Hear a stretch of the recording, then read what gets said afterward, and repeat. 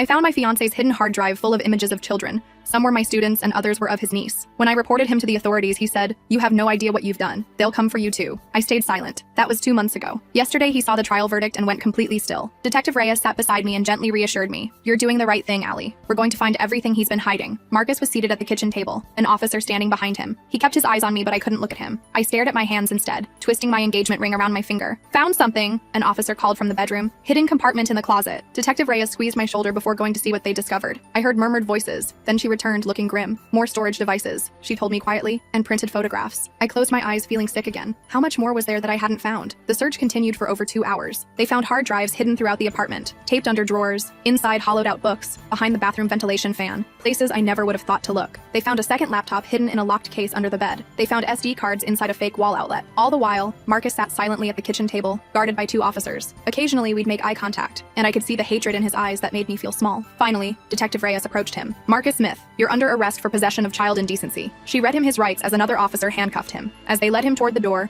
Marcus suddenly turned toward me. "You stupid beach," he spat. "You have no idea what you've done." An officer yanked him forward. "That's enough." But Marcus wasn't finished. "They'll come for you too," he yelled. "You think I'm the only one? They know where you live, where you work. They know about your students." I felt chills. The officer shoved Marcus through the door, but his words had done the damage he'd intended. Detective Reyes sat beside me again. "He's just trying to scare you. Pursuers often work in networks, but we'll find anyone he's connected to." I nodded, but Marcus's threat stuck with me. What if he wasn't bluffing? What if there were others watching me now, angry that I'd exposed one of their own? After Marcus was taken away, officers continued cataloging evidence. Detective Reyes explained they'd need to take my laptop too, just to check if Marcus had accessed it. She assured me I'd get it back soon. "What happens now?" I asked. "Now we process all this evidence. It will take time since there's a lot to go through. But based on what we found already, he'll be facing serious federal charges." "And me? What do I do?" She smiled softly. "You start picking up the pieces. It won't be easy. I can refer you to a counselor who specializes in helping partners of offenders." Partners of offenders. The phrase made my skin crawl. Is that what I was now? By the time they finished, it was nearly midnight. Detective Reyes suggested I not stay in the apartment tonight. "Do you have somewhere you can go? Family? Friends?" I thought about my options. My parents lived 3 hours away. My best friend Megan had a spare room, but she had 2 young daughters. After what Marcus had said, I couldn't risk bringing this problem to another home. "I can get a hotel," I said finally. Detective Reyes nodded. "That's probably best for tonight. Pack whatever you need. An officer can escort you." I gathered all my stuff, feeling numb out of my mind. Everything looked different now, tainted by what had happened. The framed photos of Marcus and me on the walls seemed to mock me. The wedding planning binder on the coffee table was a cruel joke. A young female officer helped me carry my bags to my car. "I'm sorry you're going through this," she said quietly. "It's not your fault, you know." I nodded, but I didn't believe her. How could I not have seen it? How could I have lived with him, loved him, planned to marry him, and never noticed the monster beneath the surface? I checked into a cheap hotel near the highway, using cash instead of my credit card. I didn't know if Marcus's friends could track my payments, but I wasn't taking any chances. I sat on the edge of the bed staring at nothing. My phone buzzed with a text from Detective Reyes. "Officer posted outside your hotel tonight in case anyone shows up. Get some rest." I appreciated the precaution, but doubted I'd sleep at all. I turned on the TV for background noise and laid down fully clothed on top of the covers. Every time I closed my eyes, I saw Marcus's angry face pop up, and I heard his threats echoing in my head. The next morning, I checked my phone to find several missed calls from my mom, Megan, and the school principal. News traveled fast. I wasn't ready to talk to anyone yet, so I texted my mom that I was safe but needed time, and emailed the principal asking for a few personal days. I spent most of the day in that hotel room, alternating between crying and periods of numb shock. Around noon, Detective Reyes called with an update. "We've only begun processing the evidence, but I wanted you to know that Marcus is being held without bail. The judge considered him a flight risk and a danger to the community." "Has he said anything?" I asked. "He's lawyered up, not talking." "But Allie, the evidence speaks for itself. There's a lot more than what you found. Much worse." I closed my eyes, grateful I hadn't seen whatever worse entailed. What about what he said? About others knowing where I live and work? "We're taking it seriously, but it's likely just a threat to scare you. These types often try to intimidate witnesses. Still, we'll have patrol cars monitoring your apartment and the school for the next few weeks." After we hung up, I forced myself to shower and change clothes. I needed to figure out my next steps. I couldn't stay in this hotel forever, but I couldn't go back to that apartment either. Everything there reminded me of Marcus. I decided to call my mom back. She answered on the first ring, her voice frantic. "Allie, what's going on?" "The police called asking questions about Marcus,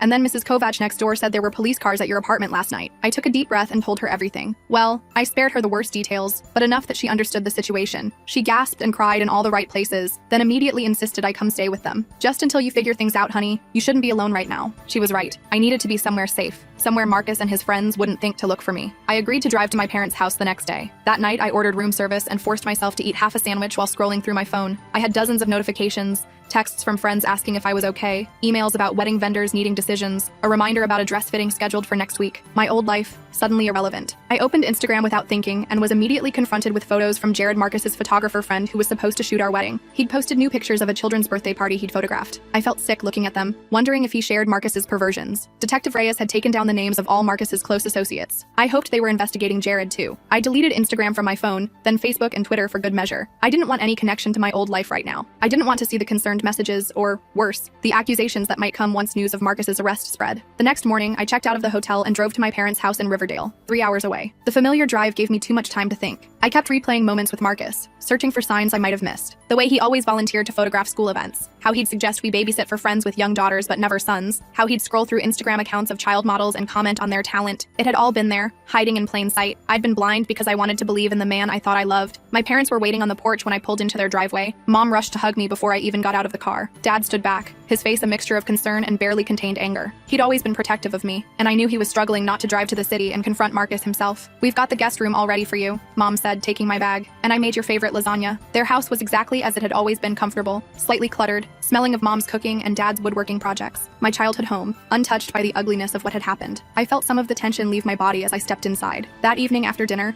we sat in the living room and talked. Really talked. I told them more details about what I'd found and how I'd contacted Detective Reyes. Dad paced the room, hands clenched into fists. Mom cried quietly, reaching over to squeeze my hand every few minutes. "I just can't believe it," she kept saying. "He seems so perfect for you. That's what makes men like him so dangerous," Dad said grimly. "They're good at pretending to be something they're not." I stayed with my parents for a week, sleeping in my childhood bedroom surrounded by high school trophies and faded posters. I barely left the house except to sit on the back porch and breathe in the fresh country air. I ignored most calls and texts, only responding to Detective Reyes and occasionally my principal. Detective Reyes called every other day with updates. They were building a case against Marcus, and it was strong. They'd found evidence that he'd been producing and distributing images for years, long before he met me. They'd identified several other men in his network, including Jared, who had also been arrested. "What about the girls in the photos?" I asked during one call. "Are they safe?" "We're working with Child Protective Services. In cases like this, we have to interview each child carefully to determine if there was contact abuse or just exploitation through photos." The thought made me sick. Had Marcus physically harmed any of those children? Had he abused his own niece? I couldn't bear to ask. On my 8th day at my parents' house, Detective Reyes called with news that Marcus wanted to make a deal. He's offering to give up names and server locations in exchange for a reduced sentence. Are you going to take it? That's up to the prosecutor, but his information could help us shut down a major distribution network. It might be worth it. I wasn't sure how I felt about that. Part of me wanted Marcus to rot in prison for the maximum time possible, but if his cooperation could save other children from exploitation, wasn't that more important? That same day, I received an email from a lawyer representing Marcus's sister, Victoria. She was requesting to speak with me about Sophia. My stomach dropped. I called Detective Reyes immediately. Should I talk to her? What if she blames me for what happened? Actually, she's been cooperating with our investigation. She found additional evidence in their parents' house where Marcus stored some equipment. I think she just wants information. I agreed to a phone call with Victoria the next day. I barely slept that night, rehearsing what I would say to the mother of one of Marcus's victims. "How do you tell someone their brother exploited their child?" Victoria called exactly at the agreed time. Her voice was hoarse, like she'd been crying for days. "Allie, thank you for agreeing to talk to me." "Of course," I said, my own voice shaking. "How are you and Sophia doing?" She broke down then, sobbing into the phone. "They showed me some of the photos. My baby, my little girl, and I never noticed anything wrong." I closed my eyes, tears streaming down my face. "I'm so sorry, Victoria. I didn't know either. If I had any idea." No, she interrupted. "I'm not blaming you. I'm calling to thank you. If you hadn't found those photos and gone to the police, who knows how long it would have continued. You saved my daughter from more abuse." We talked for nearly an hour. Victoria told me that Sophia was in therapy and seemed to be doing okay so far. Marcus had never touched her inappropriately. As far as they could tell, his abuse had been limited to taking secret photos. Small mercies. Before we hung up, Victoria said something that stuck with me. "We can't blame ourselves for not seeing the monster behind his mask. People like Marcus spend their whole lives perfecting that disguise." After talking with Victoria, I felt a shift inside me. The paralyzing shock began to give way to anger at Marcus, at myself, at the world that allowed predators to hide in plain sight. I decided it was time to start rebuilding my life. I called my principal and arranged to return to work the following week. I contacted a real estate agent about listing the apartment. Detective Reyes had confirmed I could legally do this since only my name was on the lease. I called the wedding vendors and canceled everything, losing thousands in deposits but feeling lighter with each call. The day before I was set to return to school, Detective Reyes called with big news. The prosecutor has accepted Marcus's deal. He's provided information that's already led to 3 more arrests. He'll still serve at least 10 years, possibly more depending on good behavior. Only 10 years? I felt a flash of anger. After what he did? I know it doesn't seem like enough, but without a deal, we might never have found the others in his network, and he'll be registered as an intimacy offender for life once he's released. He'll never work with children again. I tried to take comfort in that. 10 years was better than nothing, and in the meantime, I had my own life to rebuild. Returning to school was harder than I expected. Everyone had heard about Marcus's arrest, and and it had made the local news, though thankfully they hadn't mentioned my name. Still, people knew. I could feel their stares, hear their whispers. Some colleagues avoided me like I was contaminated by association. Others were overly nice, their pity almost worse than the avoidance. My students, thankfully, knew nothing about it. To them, I was just Ms. Allie who had been out sick for a while. Their innocent faces and simple problems were a welcome distraction from the chaos of my personal life. During my lunch break, I hid in my classroom rather than face the teacher's lounge. Jenna brought me a sandwich and sat with me, not asking questions but offering silent support. I was grateful for friends like her who didn't treat me like I was broken. After school, I drove to my new apartment, a small one-bedroom in a secure building across town. My parents had helped me find it and paid the security deposit as a gift. It was nothing special, but it was mine alone, and Marcus had never set foot in it. I was starting fresh. That evening, as I unpacked the few belongings I'd taken from my old life, my phone rang. It was Detective Reyes again. I wanted to let you know that we've identified most of the children in the images Marcus possessed. We're working with their families now. Were any of them my students? I held my breath, dreading the answer. 3 were from your school, yes. 2 from your class last year. My legs gave out, and I sank to the floor. Children I had taught, cared for, helped with math problems and art projects. Children whose parents trusted me to keep them safe. And all the while, Marcus had been exploiting them. The parents don't blame you, Allie, Detective Reyes said gently. No one could have known, but I blamed myself. I should have seen something, noticed something. I was their teacher. There's something else, Detective Reyes continued. We found evidence that Marcus was planning to target more children at your school. He had a list, names, schedules, notes about which kids seemed vulnerable. I felt like I might throw up again. When was he planning this?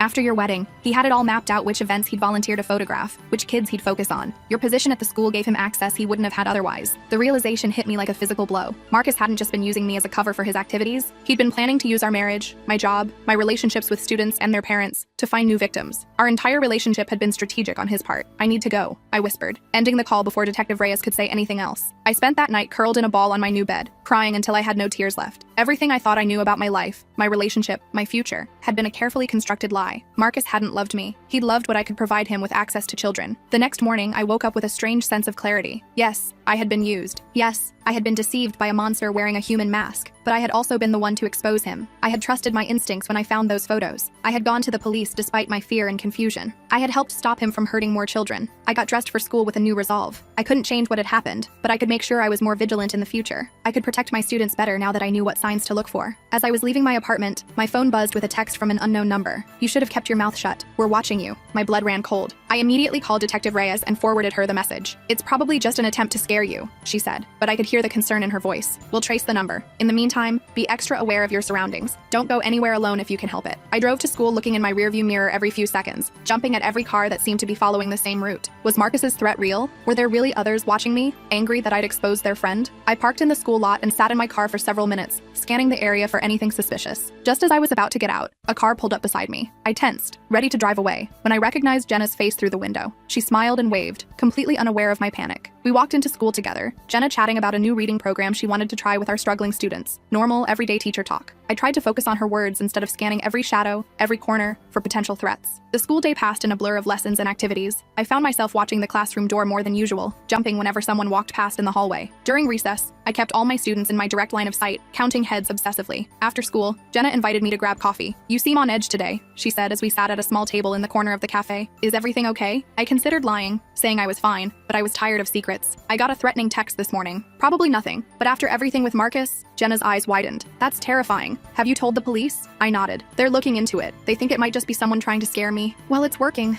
she said, reaching across the table to squeeze my hand. Listen, why don't you stay at my place tonight? I've got that pull-out couch, and I'd feel better knowing you weren't alone. I hesitated, thinking of Marcus's warning about his friends knowing where I worked. What if they knew who my friends were too? I don't want to put you at risk. Don't be ridiculous. Safety in numbers, right? Plus, my apartment building has security cameras and a doorman. I finally agreed, grateful not to spend another night jumping at every sound in my new apartment. We stopped by my place so I could pack an overnight bag, Jenna waiting in the car while I ran inside. As I was grabbing clothes from my dresser, my phone rang. Detective Reyes again. We traced that text, she said without preamble. It came from a burner phone purchased with cash. We can't identify who bought it, but the purchase was made at a convenience store near the jail where Marcus is being held. So it could be one of his visitors? My voice shook. Possibly. Or someone acting on his instructions. We're reviewing visitor logs and phone records. In the meantime, I've arranged for additional patrols near your apartment and the school. I told her I was staying with Jenna tonight and she approved of the plan. Good thinking. Don't be alone if you can help it. And Allie, don't let this control control your life. That's what they want to keep you afraid of. I knew she was right, but it was easier said than done. Fear had become my constant companion since finding those photos on Marcus's hard drive. I spent the night on Jenna's pull-out couch, waking at every creak and groan of the old building. Jenna made pancakes in the morning, trying to keep things light and normal, but I could see the concern in her eyes. You know, she said as we drove to school, my cousin's a private investigator. He could maybe keep an eye on things for you, give you some peace of mind. I considered it. The police were doing what they could, but they had limited resources. That might not be a bad idea. Can you ask him what he'd charge? Jenna nodded. I'll call him today. At school, I was on high alert again. I checked in with the front office to make sure they weren't allowing any unauthorized visitors. I kept my classroom door locked during lessons. I walked my students to and from the playground in tight formation, counting heads constantly. During my prep period, I received an email from Detective Reyes with an update. They'd identified 3 men from Marcus's network who had been released on bail pending trial. All were wearing ankle monitors, but it was possible one of them had sent the threatening text or asked someone else to do it. She attached their photos and names, asking me to report immediately if I saw any of them. I studied the photos carefully. 3 ordinary-looking men, 1 balding with glasses, 1 young with a beard, 1 middle-aged and clean-cut. Men you'd pass on the street without a second glance. Men who might be teachers, coaches, or youth pastors. Men like Marcus. The thought made me shudder. How many more were out there, hiding behind normal facades, gaining access to children through jobs and relationships? How could anyone ever trust again knowing what monsters might be lurking behind friendly smiles? I forwarded the photos to Jenna with a brief explanation, asking her to keep an eye out for these men around the school. 2 sets of eyes were better than 1. That afternoon, I received another text from the same unknown number. We know where you're staying. You can't hide forever. My hands shook so badly I could barely forward it to Detective Reyes. How did they know I wasn't at my apartment? Were they watching Jenna's place too? Had they followed us? Detective Reyes called immediately after receiving my message. This is escalating. I'm sending an officer to the school to escort you home, and we'll have someone watch your apartment tonight. But how did they know I wasn't home last night? I whispered, afraid of being overheard in the empty classroom. I don't know, but we're taking this very seriously now. These aren't just intimidation tactics anymore. The officer arrived just as school was letting out. He was in plain clothes but introduced himself discreetly and walked me to my car. I felt the stares of other teachers and parents, curious about why I had a police escort. More rumors to add to the fire. I decided to return to my own apartment despite the threats. I couldn't impose on Jenna indefinitely, and hiding at different locations wouldn't solve the problem. The officer checked my apartment thoroughly before leaving, assuring me another patrol car would be outside all night. I double-checked all the locks, then pulled the blinds closed. I heated up a frozen dinner and ate it standing at the kitchen counter, too anxious to sit down. Every sound from the hallway made me jump. Neighbors coming home from work, someone taking out trash, a dog barking. Around 8 p.m., my phone rang with an unfamiliar number. I almost didn't answer, but something made me pick up. Hello? I said cautiously. Allie? It's Victoria, Marcus's sister. I relaxed slightly. Hi, Victoria. Is everything okay? No, not really. Her voice was tight with stress. I got a call today from someone asking about you. They said they were a friend of Marcus's and wanted to know if I knew where you were staying. My blood ran cold. What did you tell them? Nothing, of course. I hung up and called that detective right away. But Allie, they had my private number. The only way they could have gotten it is from Marcus. I sank onto the couch, my legs suddenly weak. Did they threaten you or Sophia? No, they just asked about you. But it scared me enough that we're staying with my in-laws for a while. After we hung up, I called Detective Reyes again to tell her what Victoria had said. She sounded grim. We'll check Marcus's visitor logs and phone records again. He shouldn't have access to outside contacts except through monitored channels. But inmates find ways. What if they come after me? I whispered. What if they try to hurt me? We won't let that happen, she said firmly. But Allie, you might want to consider getting out of town for a while, just until we can identify who's behind these threats. I thought about it. I could go back to my parents' house, but that seemed too obvious. I could ask for a leave of absence from school and travel somewhere, but I had limited savings after canceling the wedding and renting a new apartment. I'll think about it, I told her. But I can't just run away forever. This is my life. That night, I barely slept despite knowing a police car was parked outside. I kept imagining someone climbing up the fire escape, breaking through my window, silencing me before I could scream. Every creak of the building settling made my heart race. In the morning, I was exhausted but determined to carry on. I couldn't let fear control my life. I got ready for school, checking out my window to see the police car still faithfully parked across the street. As I was gathering my teaching materials, my phone buzzed with a text from Jenna. Running late. Can you cover my morning duty? I texted back a quick, sure, and headed to school earlier than usual. The parking lot was nearly empty when I arrived. Just a few cars belonging to the custodial staff and early bird teachers. I walked briskly to the main entrance, keys in hand,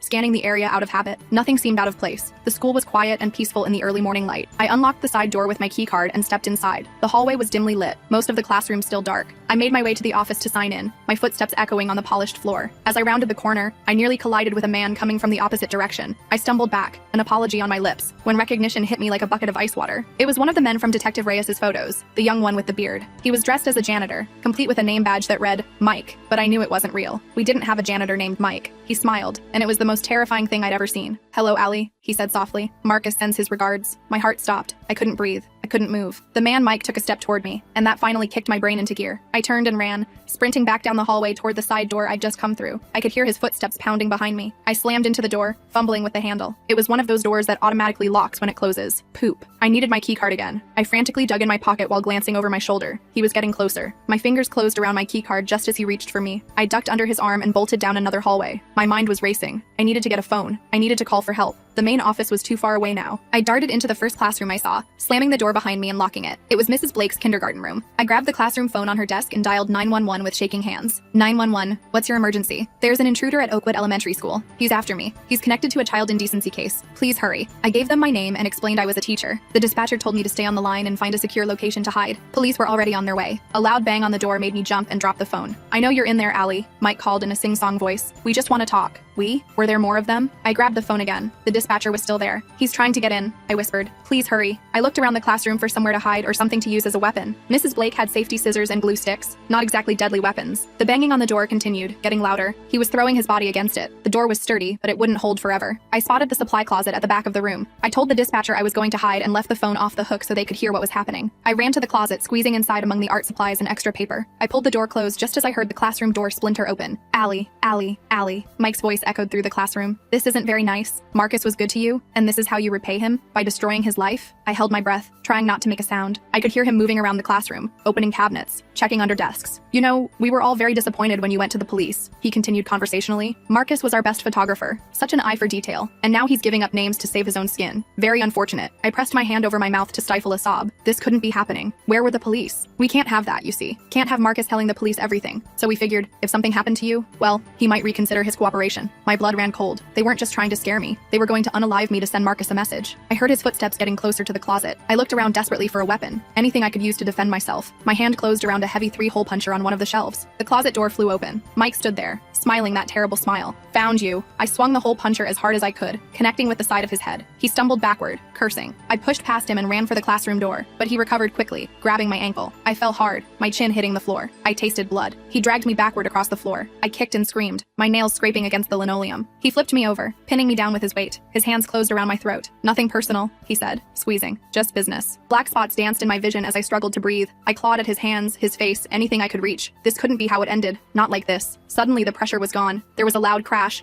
and Mike's weight disappeared from my chest. I rolled to my side, gasping for air, my vision slowly clearing. Jenna stood over Mike's crumpled form, holding a fire extinguisher. Her face was pale but determined. I got your text about covering morning duty, but it seemed weird since I wasn't scheduled, she said, her voice shaking. I tried calling you back, but you didn't answer. So I came early to check and heard screaming. I couldn't speak yet, just reached for her hand. She helped me to my feet, just as we heard sirens outside. Police! Voices shouted from the hallway. Oakwood Elementary! Anyone inside? In here! Jenna called. We need help! Everything after that was a blur. Police officers swarmed the classroom. Mike was handcuffed while still unconscious. Paramedics checked my throat and the cut on my chin. Detective Reyes arrived, her face a mixture of relief and fury when she saw me. Are you okay? She asked, crouching beside the ambulance stretcher where I sat. I nodded, wincing at the pain in my throat. Jenna saved me. Detective Reyes squeezed my hand. We got another one too. There was a second man waiting in a car outside. When the patrol cars showed up, he tried to flee but crashed into a fire hydrant. I closed my eyes, overwhelmed. 2 of them had come for me. If Jenna hadn't shown up when she did, we're taking you to the hospital to get checked out, Detective Reyes continued. And then we need to talk about getting you somewhere safe until the trial. At the hospital, they examined my throat and determined there was no permanent damage, just bruising and swelling. They kept me overnight for observation. Detective Reyes stayed with me, working from her laptop in a chair beside my bed. She told me they'd identified both men as part of Marcus's network. The second man, the one in the car, had been on their radar but not yet arrested due to insufficient evidence. They made a big mistake coming after you, she said grimly. Now we have them on attempted unaliving charges too. The next morning, my parents arrived at the hospital, having driven through the night after Detective Reyes called them. Mom burst into tears when she saw the bruises on my neck. Dad looked like he wanted to punch something. You're coming home with us, Mom said firmly. No arguments. I didn't have the energy to protest. Detective Reyes had already suggested I go somewhere remote until the trial,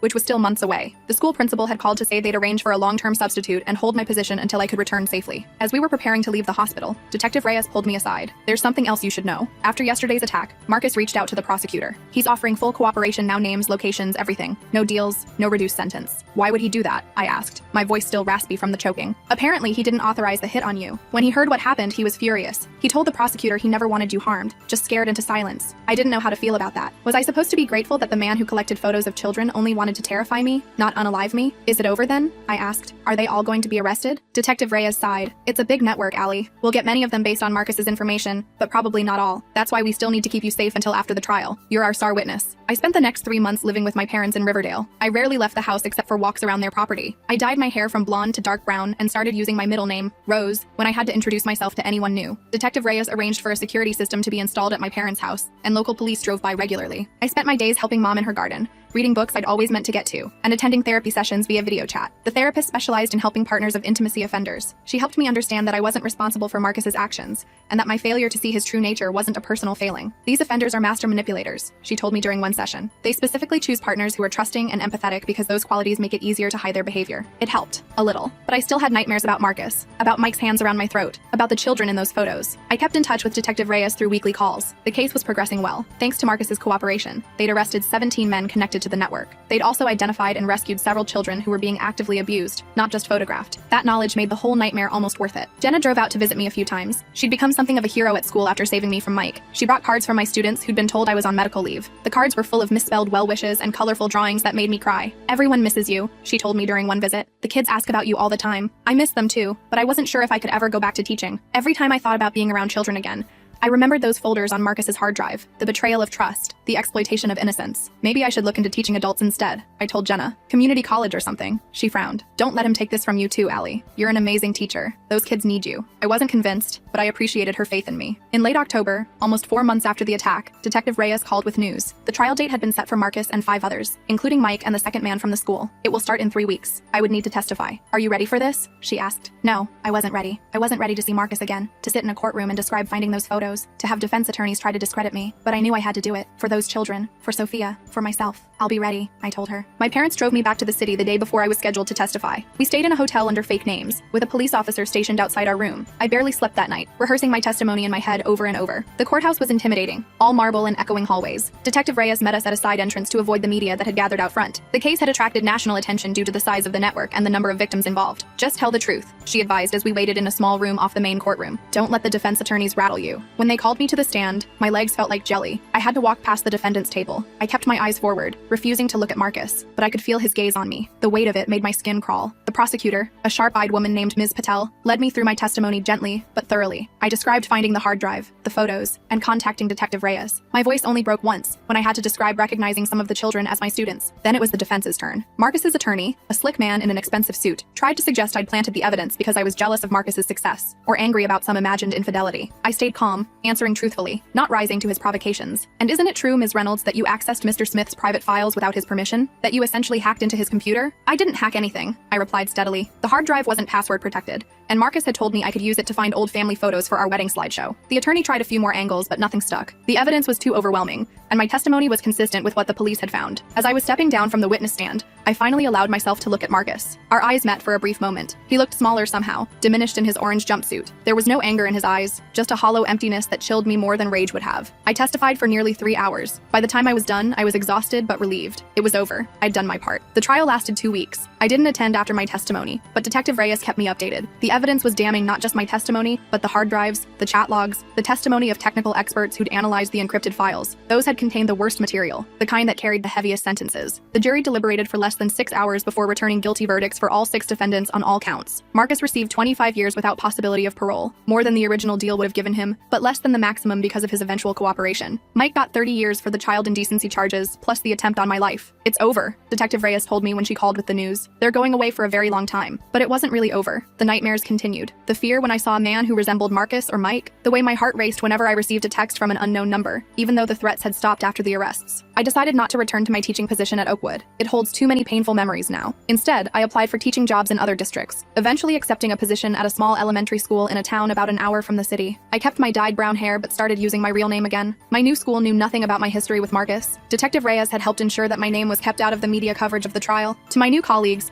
I was just a teacher who'd moved for a fresh start after a bad breakup. It wasn't entirely a lie. I was nervous on my first day back in the classroom. Would I see every male parent, every photographer, every friendly uncle as a potential predator now? Would I be able to trust anyone around children again? But when my new third graders filed into the classroom that morning, their faces bright with first day excitement and nervousness, something inside me settled. These children deserved a teacher who believed in the good in people while remaining vigilant against the bad. They deserved someone who would protect them fiercely, because she knew exactly what they needed protection from. Good morning, everyone, I said, smiling at their upturned faces. I'm Ms. Reynolds, and I'm so excited to be your teacher this year. 6 months later, I was settling into into my new life. My apartment was small but cozy, decorated with plants and books instead of photos. I'd made a few friends among the other teachers, but kept mostly to myself. I still attended therapy weekly and had started a support group for people who discovered their partners were not who they claimed to be. I received occasional updates from Detective Reyes. The investigation had expanded beyond Marcus's immediate network, leading to dozens more arrests across the country. Marcus continued to cooperate, apparently motivated by genuine remorse, or at least a desire for a slightly more comfortable prison life. Victoria and Sophia had moved to another state for a fresh start. We exchanged emails sometimes. Sophia was doing well in therapy and had joined a soccer team. Victoria had started dating again, very cautiously. We promised to visit each other someday when the wounds weren't so fresh. One Saturday morning, I was grading papers at a local coffee shop when someone sat down across from me. I looked up, startled, to see Jenna. "Surprise," she said with a small smile. "I hope it's okay that I tracked you down. Detective Reyes gave me your address after I pestered her for weeks." I was genuinely happy to see her. We hugged, and I felt tears pricking my eyes. Jenna was the one connection to my old life that didn't hurt to remember. "I have news," she said after we'd caught up for a while. "They're starting a new program at Oakwood, internet safety education for elementary students, age-appropriate stuff about online privacy and recognizing inappropriate behavior. The school board approved it unanimously after what happened." I nodded, feeling a complicated mix of emotions. "That's good. That's really good. They want someone to coordinate it district-wide," Jenna continued. "Someone who really understands the importance. I recommend you." I nearly choked on my coffee. "Me? Jenna, I can't go back there." "Not as a classroom teacher," she clarified quickly. "This would be administrative, developing curriculum, training other teachers. You wouldn't have to be at Oakwood much at all if you didn't want to." I started to refuse automatically, but something stopped me. Maybe this was how I could make meaning from the nightmare I'd lived through. Maybe this was how I could protect other children from predators like Marcus. "I'll think about it," I promised. And I did think about it. For weeks. I discussed it with my therapist, with my parents, with Detective Reyes. They all thought it could be healing, a way to reclaim some power. In the end, I decided to apply for the position. I wasn't sure if I'd get it or even if I truly wanted it, but I knew I couldn't spend the rest of my life running from what had happened. Marcus had already taken too much from me. My trust, my sense of safety, my belief in my own judgment. I wouldn't let him take my future too. The interview was scheduled for next month. I didn't know what would happen, but for the first time in a long time, I felt hopeful. Not naive or blindly trusting. I would never be that person again, but cautiously optimistic that something good could come from something so terrible. I still checked under my bed sometimes. I still jumped when my phone rang with an unknown number. I still had nightmares about Marcus and Mike and those folders full of innocent children. But I also had students who made me laugh every day. I had parents who supported me even when they didn't fully understand what I'd been through. I had friends like Jenna who showed up when I needed them most. And I had myself stronger now, wiser, more cautious but not broken, not destroyed, still standing. That would have to be enough.